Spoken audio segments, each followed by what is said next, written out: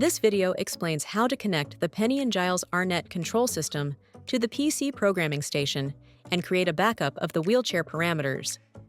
In the first step, the connection between the RNet programmer and the control system is established.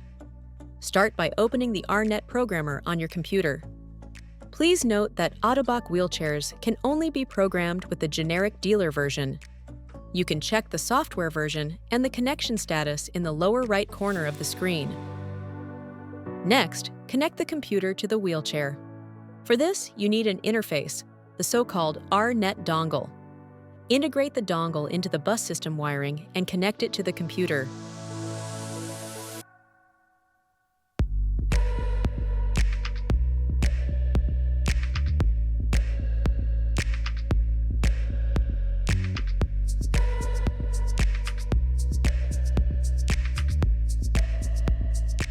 When the wheelchair is switched on and correctly wired, the message RNet Connected appears in the lower right corner of the programming station.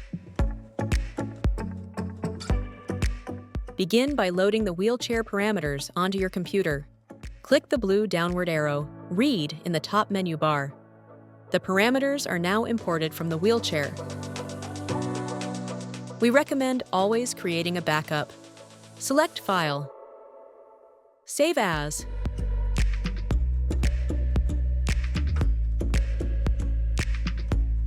and save the file under the wheelchair's serial number, current date, and any additional notes.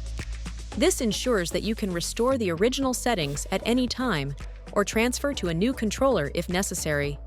It also serves as a backup in case of service inquiries or warranty claims.